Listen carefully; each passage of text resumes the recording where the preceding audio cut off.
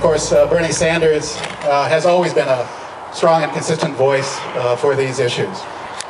Greater local control, restoring participatory democracy back into our political process, and certainly rebuilding our economy, stronger middle class, and working to make it such that money no longer is able to rip the heart out of our democracy. So, yes, we need to work hard on that. We need to work hard on that. We are. So we really appreciate Senator Sanders being here to be available to you. Bernie, as most of you know, probably was elected to the U.S. Senate in 2006 after serving 16 years in the House of Representatives. He's the longest serving independent member of Congress in American history. And of course, many of us remember him as mayor of Burlington some decades ago. So we're not quite sure what the next path is, but I think whatever that is, being here at Mainstreet Bookends is a part of that, and you all are part of that as well. So please welcome Senator Bernie Sanders.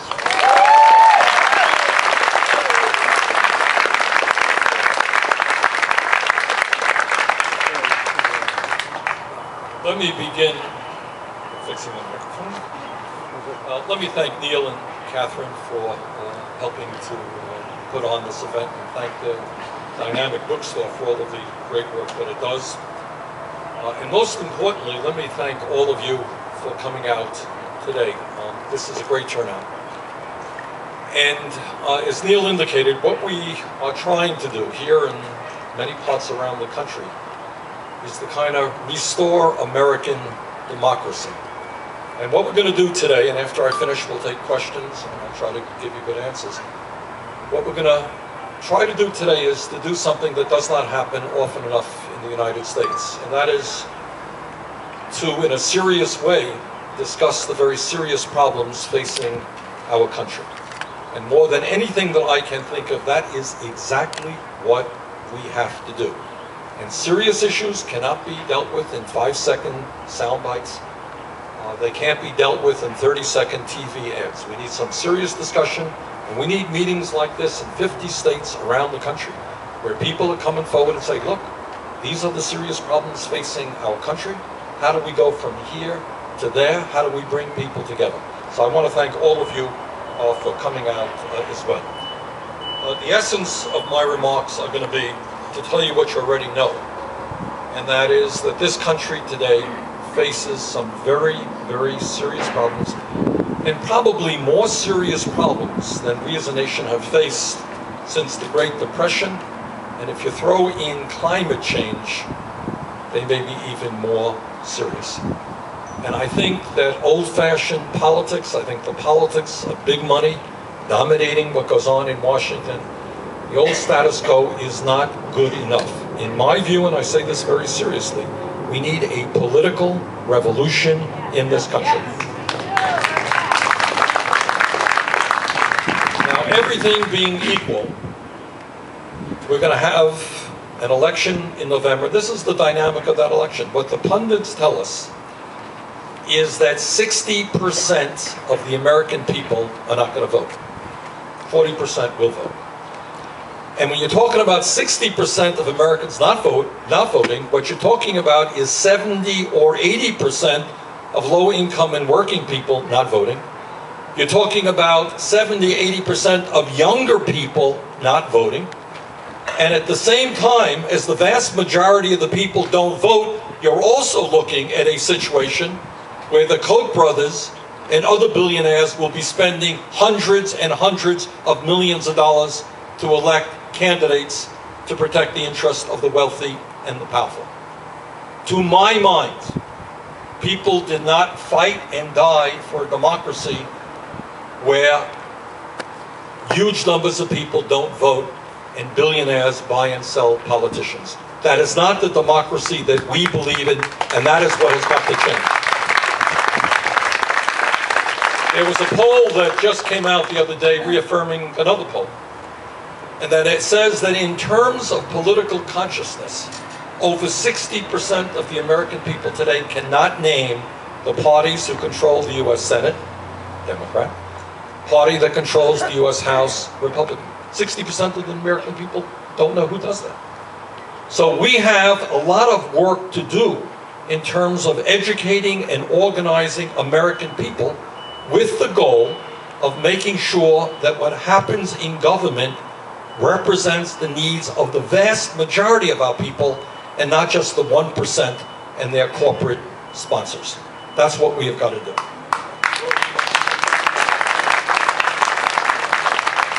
Now let me just go through what's happening in this country. What I'm going to tell you is something you don't see on TV every day, and that's another whole problem. How we learn what we learn and who determines what the real issues are facing the American people. What I'm going to talk to you about today are in fact the real issues facing the American people. And that is that the middle class of this country is collapsing, that we have more people living in poverty today than any time in the history of the United States, and that at the same time as that is happening, the people on top are doing better than at any time. So the rich are getting much richer, the middle class is disappearing, and millions of people are living in poverty. And that is not the kind of economy that is moral or in fact is sustainable. And that's the struggle we are engaged in today. Now, when you pick up the newspapers, it's interesting, and you see unemployment nationally is 6.2%, 6.3%. Don't believe it. That is not the case.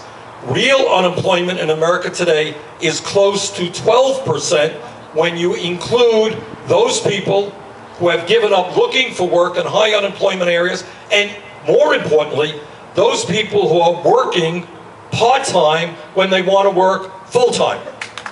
Millions of Americans today. In fact, the fastest growing part of our economy is low-wage, part-time jobs. So don't be fooled by a 6.2% statistic. That is not the case. Furthermore, when we look at the future of America, we look at our kids. We today have the dubious distinction of having more kids living in poverty, percentage-wise, than any other major country on earth. 22% of our kids living in poverty, which is the highest rate of childhood poverty in the industrialized world. And when you look at healthcare, we have made some progress in bringing insurance to Americans through the Affordable Care Act. We have made some progress, not to be minimized. But I want everybody here to know one fact that is not talked about very much. That in terms of healthcare, we end up spending far, far more per capita on healthcare, and yet we have the dubious distinction, again, of being the only major country on earth that does not guarantee healthcare to all people as a right. Every other country has made the decision, which I strongly believe, that healthcare is a right of all people, not just a privilege, which is why, in my view, we need to pass a Medicare for all single-payer program.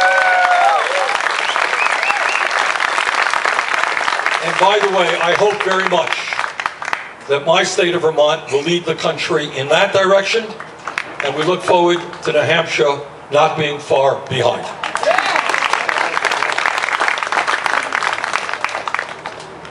There are a lot of angry people in this country. Unfortunately, many of them really don't know what they are angry about. But they are angry, sometimes at the wrong reasons. But the reason that people are legitimately angry has a lot to do with the fact that despite an explosion of technology, and we all see that, you see space-age technology, you see robotics, you see all kinds of new computers, very sophisticated. If you stop and think, you take a deep breath, and you say, well, good news. We have every worker in America is producing more because of increased technology. What should that mean? What that should mean is that people are either making more money because they're producing more, or they are working fewer hours. And I remember when I was in college, funny story, they taught a course, this is way back in the 60s, they taught a course about what would the American people do with all of the leisure that they have because of all of the automation. Remember that? They're not teaching that course anymore. The courses they're now teaching are what do families do with the stress when mom and dad are working 60 hours a week. That's the course they're teaching today. So the issue that we raise, that has got to be dealt with, is how does it happen with all of the new increase in productivity that we have millions of Americans working longer hours for lower wages? How does it happen that median family income has gone down by $5,000 since 1999? How does it happen that the typical male worker, that man right in the middle, today is making $283 less than he did 44 years ago? You got that? See angry guys out there? That's why they're angry. All of the productivity, all of the hard work, they're worse off than they were 44 years ago. Today, the typical female worker earns $1,700 less than she did in 2007. And here's something that should get everybody very, very nervous. You know, we are a stressed out country. Just look at people. They are really nervous. And you know why, among other things? Half of the American people have less than $10,000 in the bank in savings. Right? You know what that means? Some of you have less than $10,000. What does that mean?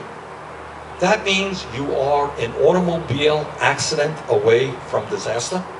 You are a serious illness away from disaster. You are a divorce away from financial disaster. So you got millions of people, half of the people in this country are scared to death about what tomorrow brings. Their car breaks down, they don't get to work, they lose their job. Where are they?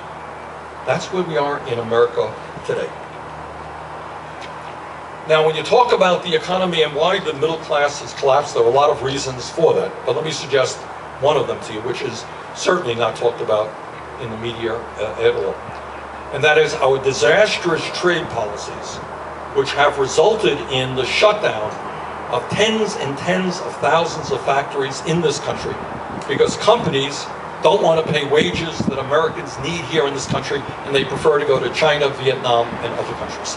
And if we're going to rebuild the middle class in this country, if we're once again going to be manufacturing the products that we consume, we need a radical change in our trade policies so the corporations are actually producing the products that we consume back here in the United States of America.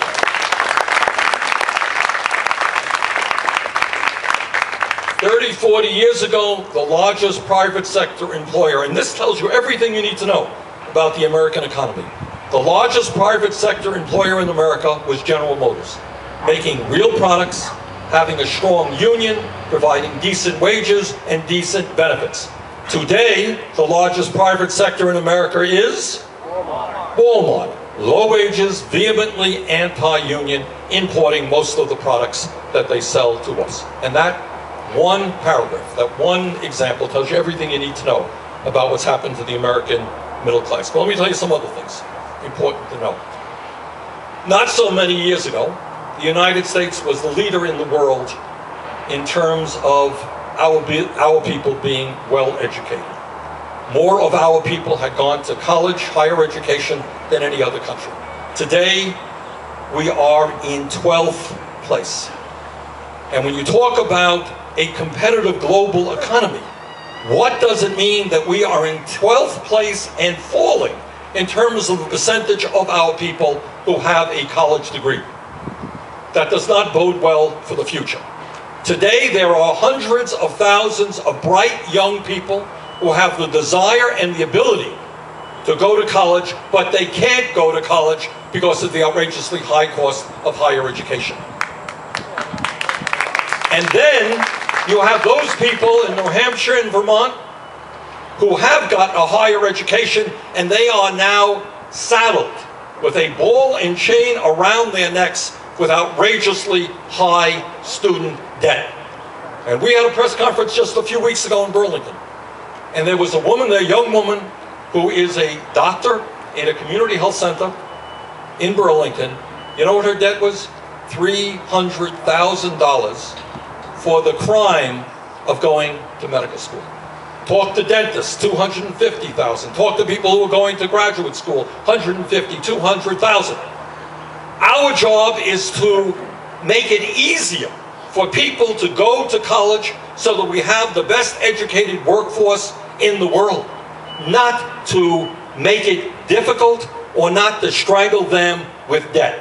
So let me be very clear. In my view, what we have got to rethink education in the sense that right now, yeah, you can go to high school for free. We got to be learning from what other countries around the world are doing and saying that anybody who has the ability should be able to get a higher education without running up enormous debt. That's a huge issue.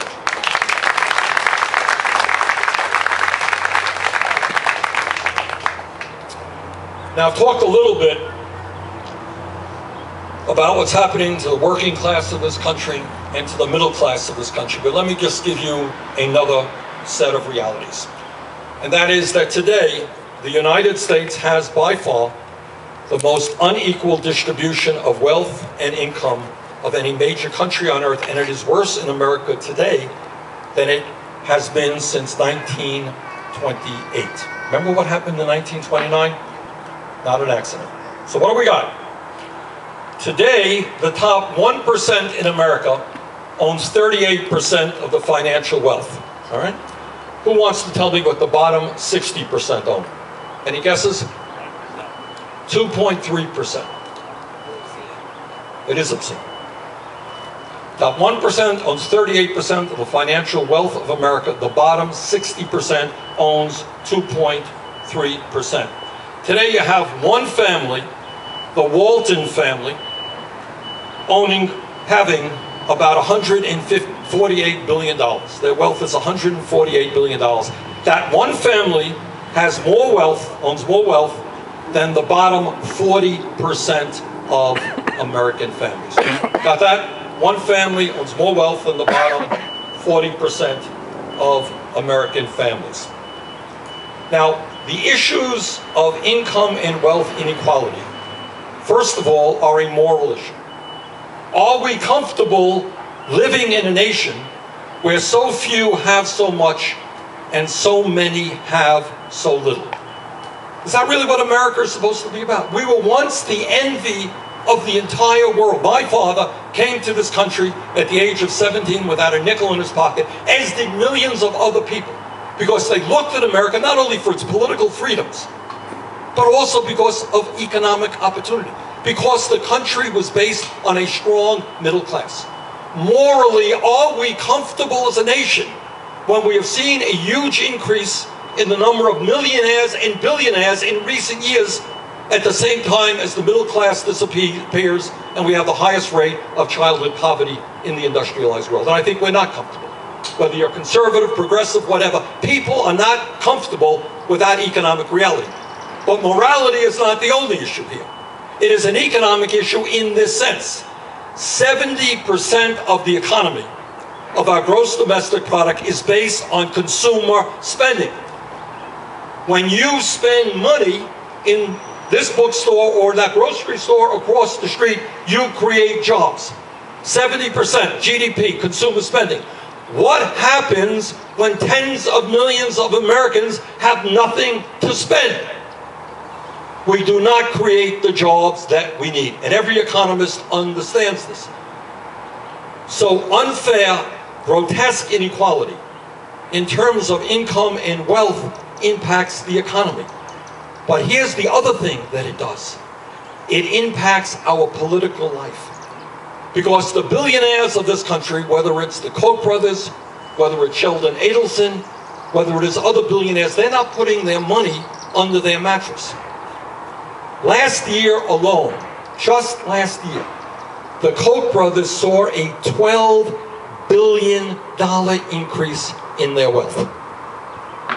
Struggling under the despotic Obama administration, which is just strangling their economy. They only made, in 1 year, $12 billion more to bring their wealth to $80 billion. They are the second wealthiest family in America. And here's the danger. When you have $80 billion when you make 12 billion more in 1 year, and when you have an ideology, an extreme ideology, and you are prepared to spend as much as it takes, you can buy the political system. And that is what this disastrous Supreme Court decision in Citizens United has enabled them to do, which is why we need to overturn with a constitutional amendment, Citizens United. But this is what you all have to understand. Obama and Mitt Romney each spent a little bit more than $1 billion in their campaigns for president. For the Koch brothers, $1 billion is pocket change. So when you look at the politics of America today, it is not the Democratic Party versus the Republican Party. It is the Koch brothers and a few other billionaires who are now the dominant political force in this country. And that is an issue that we have got to deal with. Some of you may have seen a few months ago, and it was a remarkable sight. You know, New Hampshire, I think, prides itself on having, what, the first primary in the country, right? Wrong. That primary has already been held. It was called the Sheldon Adelson primary. And a guy who was worth tens of billions of dollars invited prospective Republican candidates to Las Vegas. And he said, all right, what are you going to do for me? And if I like what you're going to do for me, I am prepared to spend hundreds of millions of dollars to make you President of the United States. That, to my mind, is not what democracy is about. Now, we've talked a little bit about wealth. What about income? How much we made last year? In terms of new income, 95% of new income went to the top 1%. So when economists say, well, the GDP was 3%, it was 4%, that's important, but not terribly important. Because no matter what the GDP is, it doesn't matter if the vast majority of the new income being created goes to the top 1%. And while the middle class declines, we should also remember that elderly people throughout this country are trying to live on Social Security checks of $10,000 or $12,000 a year. So a lot of people are struggling. Virtually all of the new income goes to the people on top. Just as some more examples. Top 25 hedge fund managers made more money. They made $24 billion last year. That is enough to pay the full salaries of 425,000 public school teachers. Got that? 25 hedge fund managers made more money than 425,000 public school teachers. And people say, well, we don't have enough money for education. Today, corporate profits are at an all-time high, and CEOs earn about 270 times more than their average employees. And when you talk about our tax structure, understand that 1 out of 4 corporations in America doesn't pay a penny in taxes. Companies like General Electric, Boeing, and Verizon pay nothing in federal income taxes over the past 5 years, even though they made some $78 billion in profits. All right, those are some of the issues. What do we have to do? What do we have to do? Well, the answer is pretty obvious. We need, for a start, a federal jobs program to create millions and millions of jobs. But what do we do? Well, the answer is pretty easy.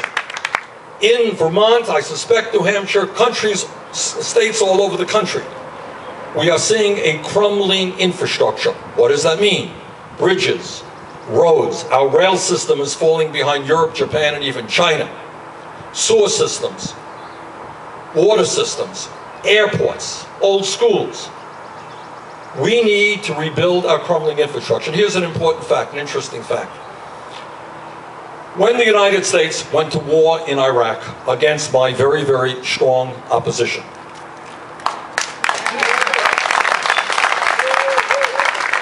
it turns out that that war is going to cost some $3 trillion by the time we take care of the last veteran.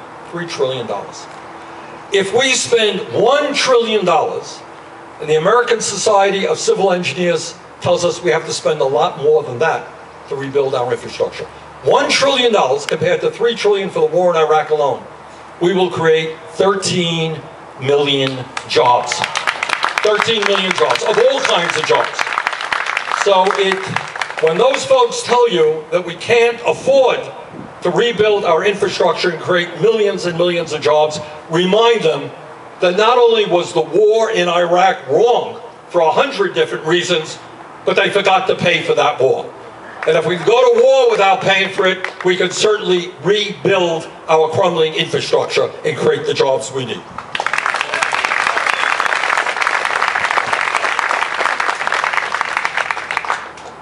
Now, unemployment is not the only economic challenge that we face. What we face are declining wages all over America. To my mind, what we have got to do is raise the minimum wage to a living wage.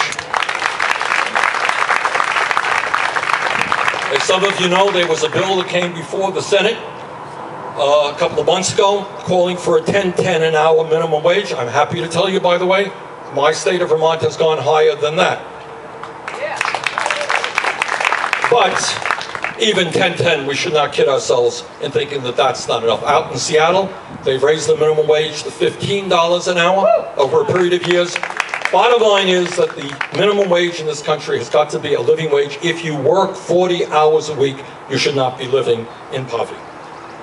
In terms of education, I mentioned the disastrous situation. In terms of higher education, equally disastrous in terms of child care and preschool education.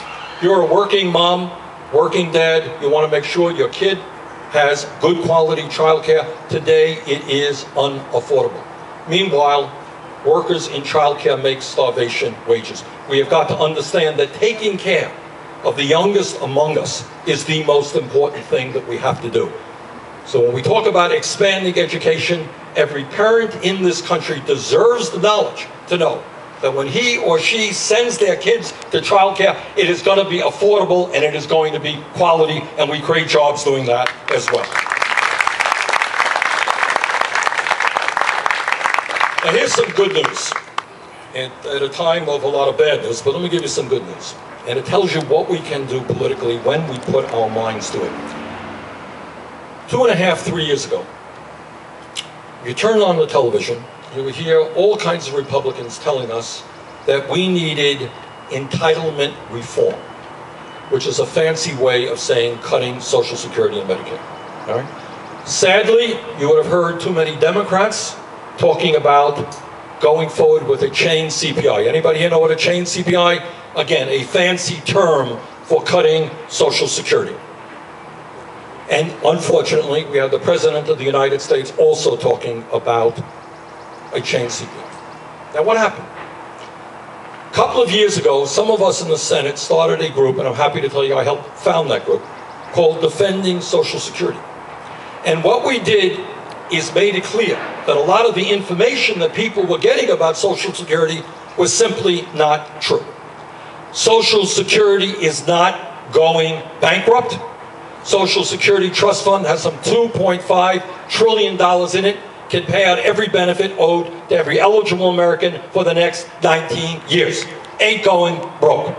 Number two, Social Security, because it is paid for by the payroll tax that you and your employers have paid for many years, has not added one nickel to the deficit. The reason we have a deficit today are two wars that were unpaid for and huge tax breaks for the rich, not Social Security.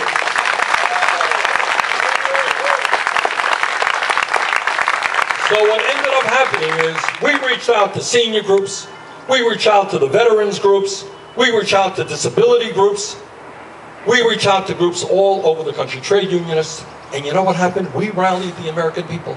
And today, turn on TV, nobody is talking about cutting Social Security. All right? And that's what happens. That's what happens when you rally the American people.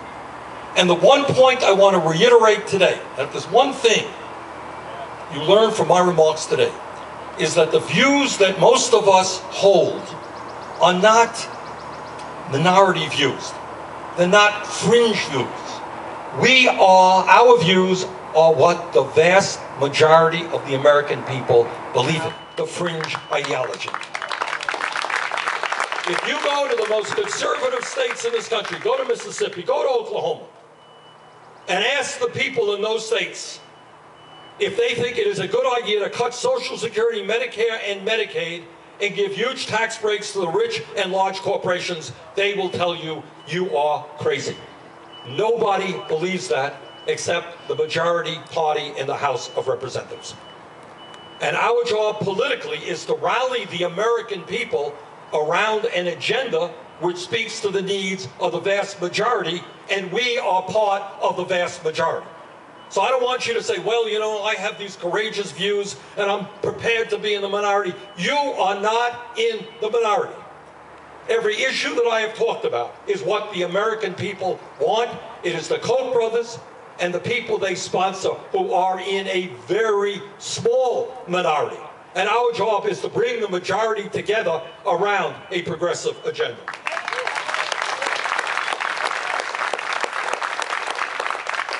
Okay, just a few other issues. People talk a lot about freedom, but you're not a free country if the NSA is collecting your phone records or getting into your email or into your computer. So when we talk about freedom, what we say is NSA butt out of the private lives of the American people. Terrorism is a serious issue, and I do not for 1 second minimize the fact that there are people who want to do us a lot of harm. But I believe that intelligently, through good law enforcement and good intelligence work, we can combat terrorism. We do not have to undermine the Constitution of the United States of America. Which is why, by the way, I voted against the USA Patriot Act and the reauthorization of the USA Patriot Act.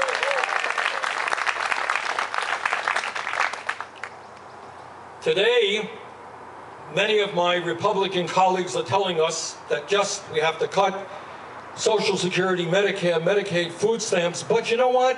When it comes to defense spending, we have got to spend more and more. It does not make a lot of sense to me that the United States today is spending almost as much as the rest of the world combined on defense. So I think we have got to get rid of wasteful weapon systems that don't make any sense. We need a strong defense, but I think we can make intelligent cuts in military spending and use that money to create jobs back here in America. Last point that I want to touch on is maybe the most important of all. And that is, the debate is over in terms of climate change. The overwhelming number of scientists, something like 97% of the scientists who have written peer-reviewed articles on the subject, understand that climate change is real, that climate change is significantly caused by human activity, that climate change is already causing devastating problems in our country and around the world in terms of flooding, in terms of drought, in terms of forest fires, in terms of rising sea levels. And they are telling us that we have a limited opportunity, maybe 15 years, to take the kind of action we need to transform our energy system away from fossil fuel into energy efficiency and into sustainable energy. And I cannot think from a planetary point of view of any issue, more important than the United States leading the rest of the world, being an example to China and India and Russia, providing them the technology to transform our energy system. And by the way, when we do that, we can create millions of jobs, we can deal with pollution in general, we can lower fuel bills for many, many people. In Vermont, we've brought a lot of money into the state to help people weatherize their homes, and we've seen fuel bills go down by 30, 40, 50%. So understanding that climate change is real and moving aggressively is something that as a nation we have got to do. And here's some promising thoughts or developments. For years now, unbelievably, the Republican Party in Congress has considered climate change a hoax, considered climate change not real. But now what we're beginning to see is more and more leading Republicans coming forward and saying, this is real and we have got to do something about that. So it gives me some hope that maybe we can begin to take the bold action that we need in terms of climate change. All right, let me conclude by saying this, and we'll open it up to some questions. These are tough times for our country. But here's some good news in the midst of these difficult times. And that is that change takes place in ways that nobody can predict. Nobody can predict. If we were here 25 years ago, and somebody was saying, you know, I think that in the year 2006, America is ready to overcome racism and elect an African American as president of the United States in 2008, people would have said, you're crazy. And yet we did. We elected and re-elected the first African American president of the United States of America. And that speaks a lot to our country and the ability to overcome the kind of inherent racism which has existed for so many years. In terms of women's rights, just to give you some examples. 15, 20 years ago, there was one woman in the United States Senate, Barbara Mikulski of Maryland. Today, there are 19. And in your state, you have 2 women senators. And the point is, no one denies that in 10, 15, 20 years, half of the Senate, half of the Congress will be women, half the governors will be women. And the important thing is no one thinks that's a big deal anymore. That is a significant step forward for our country. I can remember when I was mayor of Burlington, we hired the first woman police officer in the 1980s. Oh my God, what a revolutionary change. Go to Capitol Hill today, I don't know whether it's 30, 40, 50% of the cops there are women, and no one thinks it is a big deal. Lawyers, doctors. The culture has significantly changed in a way that all of us should be proud of. In terms of gay rights, I can remember it was 7, 8 years ago in Vermont, as many of you know. We were the first state in the country to provide a law regarding civil unions, not gay marriage, civil unions. And I was out there, believe me, I know this, the kind of vitriol and bitterness that took place in my state. Today you have conservative states all over this country saying, oh, gay marriage, that's not a problem. Overwhelming majority of young people, it's a generational issue, say, gay marriage, what is the issue? Of course, people who love each other should be able to marry. Huge changes. Disability rights, some of you can remember 30, 40 years ago, kids, people with disabilities were kind of pushed aside, put in institutions. We have changed that as well. Consciousness about food and what we eat radically changed. Organic farming 30, 40 years ago was a crazy idea for some, you know, people wearing sneakers in California. Today, you know, go to most conservative towns, there's a health food store and so forth. People want to know what they're eating, which takes us to GMO labeling, by the way, but also supporting organic farming. Again, a revolutionary change. So our country is capable of making huge changes. And the change we have got to focus on right now, where we are not making progress, where we are falling behind, is economically. And the struggle that we have right now is whether we're going to create a government that works for all of the people, whether our kids are going to get a good education and be able to go to higher education without going bankrupt, whether our older people are going to get the benefits they need in terms of Medicare and Social Security, whether working people are going to get the decent wages that they need, or, on the other side, whether or not, and this is a serious thought, this country moves toward an oligarchic form of society. You all know what the word oligarchy is? That is a society in which is controlled by a handful of families.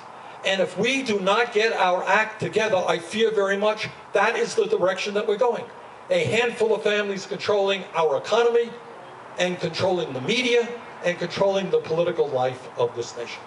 So what is our job? Our job is to educate, which is why I am so delighted that all of you are here today. It's to organize. It's to go outside of our own comfort zone. It's to talk to people who may have differences with us on this or that issue. What Republicans do in a brilliant way is divide people up. Our job is to bring people together. So I thank you all very, very much. And I hope we don't have sunstroke here in the front going on for too long. But thank you all very much for your attention. Thank you again. Thank you, Bernie. That's great. That's great. I know for those of you who haven't found shade, appreciating all the solar gain today, that's one of the reasons why nearly 3 years ago, Mainstreet Bookends went 100% solar. So solar collectors are over on this side. We also have a rainwater collection and irrigation system that irrigates this whole park, this whole facility. So it is possible, and we have the technology to do that, and we've got the commitment. So we have a mic set up here in the middle. It was in the shade, but Bill just moved it out into the sun. If you would line up, we can take a few questions. 1, 2. So we'll start with you. Senator, can't thank you enough for coming and talking to us here in New Hampshire. One of the principal planks of the Republicans is that their goal for reform is to change regulations. Now, I'm not aware that they have been specific on what the regulations are. Can you tell me what's going on in the Republicans in being explicit, and what are we doing in rebuffing what they want to do? Well, just give you a few examples. Good question. We are in the midst of an economic crisis today because of the greed and the recklessness and illegal behavior on Wall Street. And the question that many people ask me, by the way, is why some of these Wall Street executives who lied and created all kinds of phony instruments, financial tools, how come some of them are not in jail? That's really the question that people are asking. But the idea, our Republican friend said, well, given the great job that Wall Street has done, why don't we do away with Dodd-Frank and the modest reforms that try to control it? Second of all, you have many Republicans who believe that we should either severely limit or do away with the Environmental Protection Agency. Wouldn't it be great if companies could simply do anything they want in terms of putting crap into the air or into our rivers or into the ocean? So yes, it is true that in Washington, Republicans are saying, well, the problems with the economy is that we're strangling free enterprise with all of these regulations. I disagree. The federal government has the responsibility to make sure that consumers are not being ripped off financially, that the air we breathe and the water we drink is clean and safe, and the corporations are not polluting. But this is a huge debate going on in Washington today.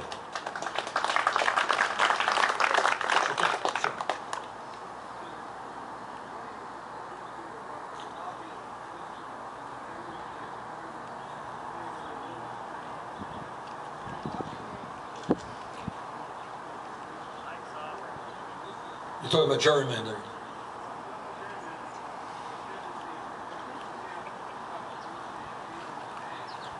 Okay. Right. Okay. Oh, good question. In terms... What's the question?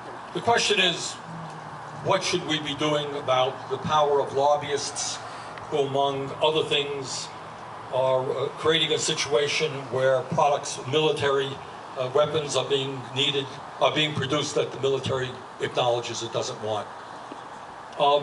Here's what I think. I think in terms of campaign issues and campaign finance, two things. Number one, we have to overturn Citizens United. That's very, very important. Second issue, equally important, is we need to move toward public funding of elections. All right? And the reason for that is you don't know, you really don't know. The average American does not know how much time people in both political parties are spending what they call dialing for dollars. So people go to the Democratic headquarters, they go to the Republican headquarters, they spend a lot of time not dealing with unemployment or environmental issues or healthcare issues, but simply raising money. And Citizens United has raised the stakes. So we need to say that anybody should be able to run for office regardless of his or her income, not being dependent on big money, but winning elections based on their ideas. And your point, the point that you are making in terms of the Middle East, is absolutely true. In very clever ways, The military-industrial complex puts plants all over the country so that if people try to cut back on a weapons system, what they're saying is you're going to be losing jobs in that area. I mean, as I mentioned earlier, I think that we have got to have the courage to understand that we cannot afford a lot of wasteful, unnecessary weapon systems, and I hope we can do that. Okay, sir. That was and thanks again, Senator, for coming out to New Hampshire to talk to us today. I had a question. You mentioned wasteful military spending. The other day, I'm sure you heard the news about the F-35 catching fire on the runway. The lifetime estimated cost of the F-35 is $1.2 trillion. When you talk about cutting wasteful military spending, does that include the F-35 program? No, and I'll tell you why. Because it's essentially built. It is the airplane of the United States Air Force, the Navy, and of NATO. It was a very controversial issue in Vermont. And my view was that given the fact that the F-35, which by the way has been incredibly wasteful, that's a good question. But for better or worse, that is the plane of record right now. And it is not going to be discarded. That's the reality. Yep. I was really glad to hear you address the importance of addressing climate change and the changes we have to make in this country. The U.S. has so far not made any internationally binding commitments to reduce greenhouse gases. There will be another major opportunity to do so in 2015 in Paris, and I am wondering what you think the U.S. platform there should be, what kind of commitments we should be making. Well, unless we change the Congress right now, you're not going to get any serious treaty verified or implemented. I hope very much. The issue right now, as I mentioned a moment ago, if you can believe it, you have a major political party which is rejecting basic science. And I hope that some of their more knowledgeable people will convince them of the errors of their ways. Obama has made some good efforts, in fairness, but he has to operate now without the United States Congress, who cannot go forward. So my view is we need to be extremely bold in transforming our energy system and work with countries around the world. But if there was an international agreement today that was passed, it would not be verified by the Senate. Thanks, Bernie, for being here today. A couple of your Republican colleagues, I'm thinking specifically about Senator Lee and Senator Rubio, have been talking about a problem they describe as corporate cronyism. And sometimes they even talk about crony capitalism. And I'm curious if you see potential for an alliance across partisan lines that would identify corporations like the ones in the military-industrial complex, Lockheed, Boeing, BAE, as recipients of corporate cronyism, as people who are benefiting from a corrupt system that needs to be changed. It's a good question, and I hope the answer is yes, and we will see how far these guys are prepared to go. There is one issue that's coming up right now, which I think is an example of corporate welfare, and that's the Export-Import Bank, which some of the right-wing folks have been talking about, and I agree with them on that. Whether or not they will address the issue that you have major corporations stashing their profits in the Cayman Islands to the tune of about loss of revenue of about $100 billion a year, that remains to be seen. Whether they'll address the issue that 1 out of 4 corporations in America pay 0 in taxes remains to be seen. But you're right. I think there is an opportunity to work with some of these guys on some issues, and I think we should do that. Okay. All right, before you go on, why don't we make the fellow in the green hat the last question, okay? Okay, thank you, Senator, for coming, and run, Bernie, run. We want you to run for president as a Democrat. My question is, are you in the Senate going to be able to stop the Trans-Pacific Partnership and the XL pipeline? My answer is, I sure hope so. In terms of the Trans-Pacific Partnership, I want to tell you, as I mentioned earlier, you should know that I have voted against every trade agreement since I have been in Congress. And I can remember the debate over NAFTA and CAFTA and permanent normal trade relations, and the theory was, oh my God, it's going to create all these great jobs in America. You had to be a moron to believe that. To believe, the theory was that we're going to be selling China all of these great products. Without going, giving you a long song and dance here. China can produce products for their market a lot cheaper than we can by sending them to China. The result of this is that in the last 15 years or so, we have seen about 60,000 factories shut down in America and a huge decline in our manufacturing capabilities. So I will continue to oppose the TPP as I have, and do my best to make sure that we come up with trade policies which create jobs in this country, raise wages, though not lead us into a race to the bottom. In terms of the Keystone Pipeline, I do not know how, with a straight face, anyone who understands the severity and the crisis we're dealing with in terms of climate change would say that they could support the Keystone Pipeline. So we're going to do everything in our power to defeat that proposal. I'm in a minority on the Energy Committee. I'm in a minority in the Senate, but we're going to keep fighting on that issue. We do not need the production of some of the dirtiest oil in America when we're trying to combat climate change. I have no connection with the previous questions, but my issue is the same one. I'm a father and a grandfather. We had 5 inches of rain in nearby Hillsborough with no prediction of that. Our basement was flooding, the crops are washing away. California has fires and droughts. I appreciate your getting this and making it part of your platform. This is a serious question. Our country lives on science. We took a man to the moon. How can the Republican Party, the major second party, get away with not believing science when the National Academy of Sciences, started by Lincoln, a Republican, and every other national academy in the world is behind what you're saying? I don't understand. Well, believe me, I wish I understood it as well. But I'll tell you what I think. You know, it's funny, because we talk about this. You know, these guys in the Republican, they're not stupid. They don't go around questioning cancer research or research on heart disease, but suddenly they are questioning the work of climate researchers. Now, if you think there is not a direct connection between that and the issue of campaign finance, you are sorely mistaken. Where do you think the Koch brothers, among others, get their money? Where does ExxonMobil get their money? And these guys are doing exactly the same thing that happened during the debate over cancer and tobacco. Remember that? Yeah. They were funding all these organizations. Oh, cigarettes, they're great for you. Have a pack or 2 a day. Lying and lying and lying. So you're right, it is an international embarrassment that you have a major political party rejecting the science. The glimpse, the glimmer of hope that I see, as I mentioned, is we had a hearing a couple of weeks ago. We had 4 former administrators of the EPA who were Republicans getting up there saying climate change is real. Hank Paulson, Bush's former Secretary of Treasury, writing a very good op-ed in the New York Times saying climate change is real. So some of the brighter lights in the Republican Party are now speaking out, and I think it will have an impact. But if we do not deal with this issue, and deal with it in an incredibly bold way in the next few years, I worry very much about the future of the planet. Thank you.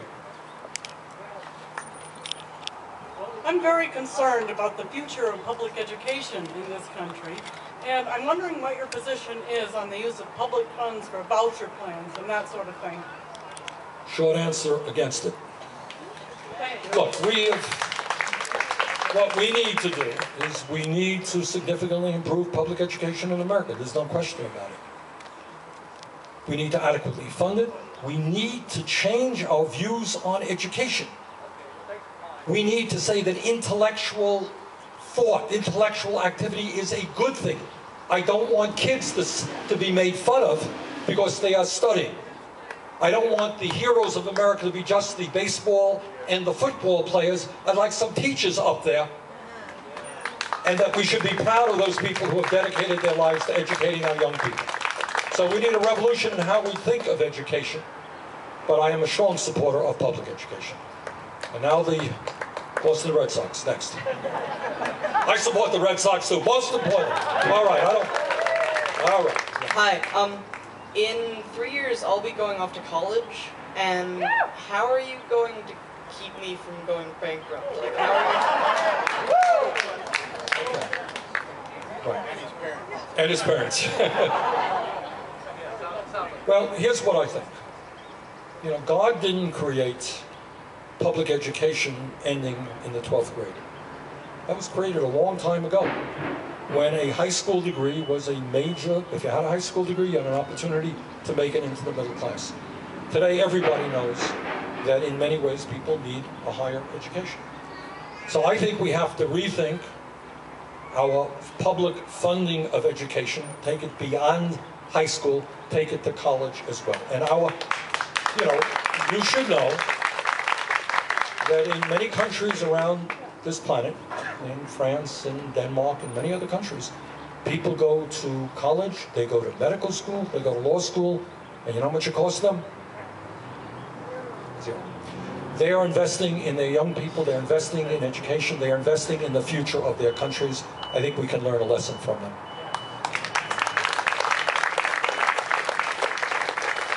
Hi, Senator, thanks for coming. What are you doing to end the use of drones by this administration? Well, we are working on it. I can't tell you there's a magic formulation here. The argument, which I think has validity, is that, and there's just been some information coming out, is that drones very often miss their mark. And they kill innocent men, women, and children, which brings forth a hostile reaction on the part of people toward the United States. So I'm not saying that we eliminate drones in all cases. I do not believe that. They can be a useful tool in certain instances, but we have to be much, much more careful about how we use them. Okay, sir? I appreciate your talking about the things that government does well and does for the benefit of the American people. There's one thing that you didn't mention, and that is the fact that as time has gone on, there's been more and more drug-resistant bacteria developed. And it's my understanding, at least what I've read recently, that the drug companies do not see profit in investing in another round of development of antibiotics, which could be catastrophic in the future. Is there anything you know of that is or should be done by the government, for example, to solve that problem? Well, obviously, you know, we have very great institutions like the National Institute of Health, in which we invest billions of dollars for research and development. This is clearly one of those areas that we want to invest in. But I would tell you, we're going to do a hearing. I'm chairman of a subcommittee. We're going to do a hearing on another issue, not totally unrelated. Who wants to guess, take a wild and crazy guess about the third leading cause of death in America? You got heart disease and cancer are the two leading causes. What's the third? What? No, no. It is, it is medical problems in hospitals in America. Patient safety issues. In other words, you see a situation in hospitals where people are getting, well, first of all, they're getting a lot of infections, and they're getting drugs that they shouldn't be getting, doses and so forth and so on. So there's a lot of work that has to be done in protecting the health of the American people. That's one issue we're going to work on. All right, let me conclude, once again, the way I began. And that is, what we're doing here, and not in a 3-second soundbite, is trying to talk about some of the most important issues facing our country. And we have to have that discussion in every state in this country. And I believe that if we do, the end result will surprise many of the pundits. And that is that, in my view, the vast majority of the people are a lot closer together in analyzing the problems and coming up with solutions than the pundits believe. And that is our job. Our job is to reach out, bring people together, and to say, okay, maybe you and I disagree on this or that issue. But if we agree, you and I probably don't. But if we agree on 90% of the issues, that's good enough. We don't have to agree on 100%. You know, my wife and I, trust me, do not agree on 100% of the issues. Okay? So I thank you all very, very much for coming out today. Let's go forward together. Thank you.